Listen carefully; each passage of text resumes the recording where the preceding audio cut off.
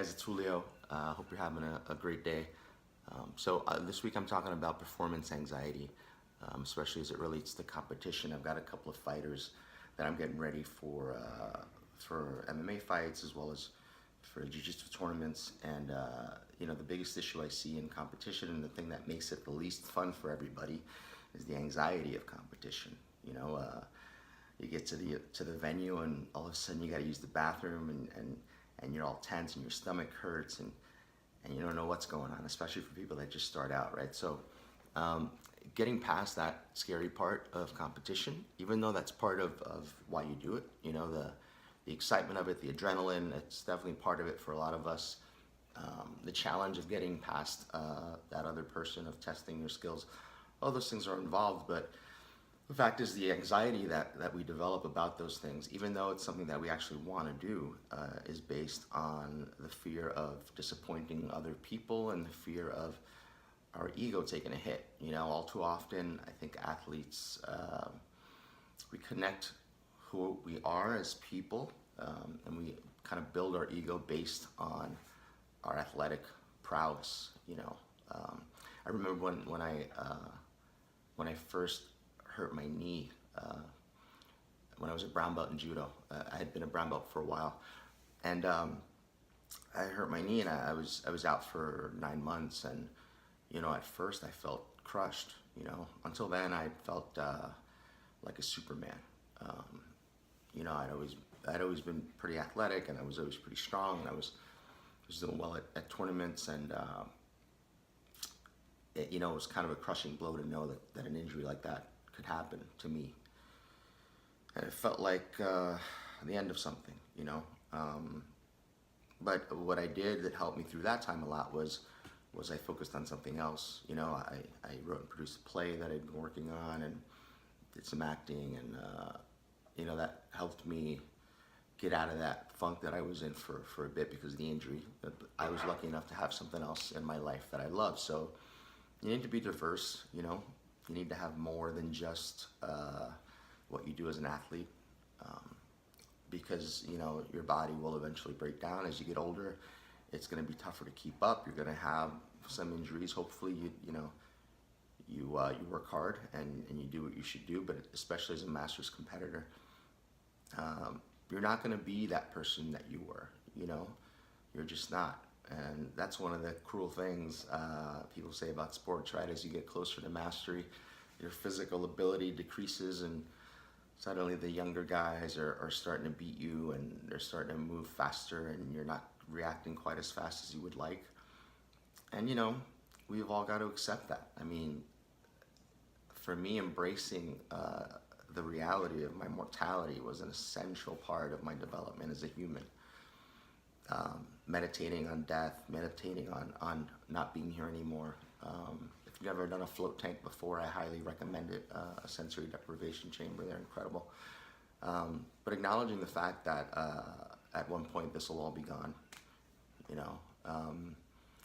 Everything around you will be gone. I mean, it sounds morbid, but when you accept it and you get in touch with it, it's going to help you break past a lot of these barriers, And years ago, when I wanted to quit Jiu Jitsu, I was a brown belt. I just got my brown belt and was like 4 weeks out from a big tournament that Shaolin wanted all of us to do. And I hadn't competed since early purple belt, or late purple belt, sorry.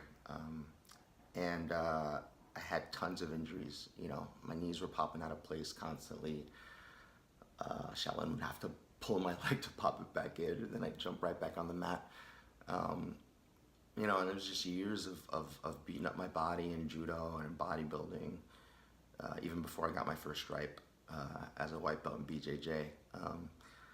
And it started to catch up to me. I was 36 or 37 at the time, and I started to hate going to training, man. The anxiety of going to training and having to work so hard and being in pain, and then the thought of the competition, and my training sucked at the time, so what do I do if I lose? What are my students going to think of me? I'd already had my academy for a little while at that point. What's my instructor going to think about me? Am I gonna devalue the brown belt that I just got? all these thoughts were going through my mind, and it made me absolutely miserable. And I told my wife I wanted to quit and sell the school and just. And the next day I had the best workout I had had in years and years and years, because I kind of stopped caring, you know? I don't know if I put it in my head that I was gonna quit, but I stopped caring and didn't think about anything except moving, you know, and letting the stuff I'd learned over the years kind of come back to me, or kind of just let it express itself. You know, that day, it was a jiu-jitsu class, but we were starting on the feet the whole time. My judo was just on point. Everything was on point that day, you know? And I realized the reason that it started to click is because I thought about the people around me, the people I cared about, my family, my friends, in particular my students, you know, my instructor as well, but my students. I didn't want them to think less of me, you know. That was a big fear, and the other people in my life as well. But you know, I thought about all my coaches over the years, the fights they've lost, the matches they've lost and won, and whether or not any of those victories or losses, you know, affected the way I felt about them. And the answer was no. I mean, I was honest with myself about it. I went through all the scenarios in my mind, and I said, you know what? I'm gonna be good either way. And the moment I said that and believed it, I was a beast after that for quite a while. So, you know, that's not to say it's not gonna happen again, right? When I had my daughter, I hurt my knee again, my other knee, and I had to have surgery, and I lost a bunch of weight, and I couldn't train, and you know, some depression started to set in again.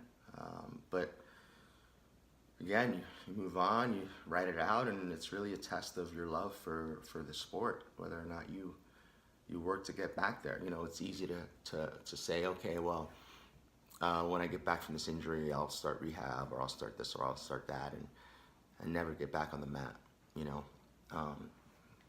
So have something else that you love, you know. Don't attach your identity to one thing.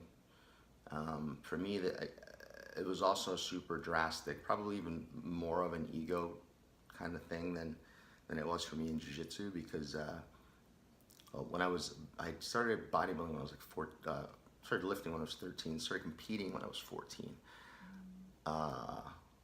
You know, by the time I graduated from high school, I was 16 years old, I was 215 pounds, and by the time I was 22, I was 250 pounds. I was 5'7". I'm about 185 or 190 now. So, but by the time I got to the end of my competitive bodybuilding experience, you know, I was sick of it. I hated it. I hated every part of it. I was weeks away from a competition, from the Mr. USA, and I knew that was it for me. You know, I knew that was it. It was different from jiu-jitsu because, you know, I'd spent 9 years doing it. It didn't feel healthy to me anymore. It felt like a drag physically and mentally.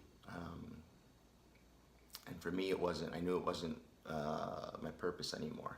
So I actually felt a huge sense of relief as well when I knew I was going to stop.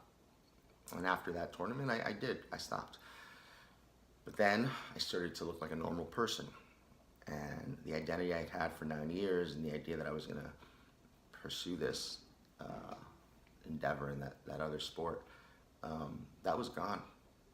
So not only was that identity gone, but physically I was gone. I was another person, you know, and to deal with that was tough for a couple of years as well. I mean, honestly, it was tough all through my mid and late 20s to deal with that, you know, as that transformation happened. But it's about embracing the person you become because of the things that you go through. It's about embracing the, you know, the changes in your life and the evolution you go through. And honestly, I feel like I've lived 7 lives now, and I've enjoyed every one. Maybe not every second of them, but I've learned a lot from all those different experiences. So I hope this helps. I hope at your next tournament you're able to smile and have fun the way I do, because to me it's the greatest experience now to compete you know, because I'm not trying to prove anything to anybody. I'm not, you know, I'm just there to have a good time and express my art, you know, and hang out with other people from the community, you know, watch great matches and just be grateful for the fact that I can step on the mat still. You know, that with all the injuries and everything that's happened the last couple of years, that I can still do it, you know. And I'll end with this. At the last Masters Worlds, I saw a guy, my friends and I saw a guy in his gi walking to his mat to start his fight with a cane. That's somebody who loves jiu-jitsu. See you next time, guys.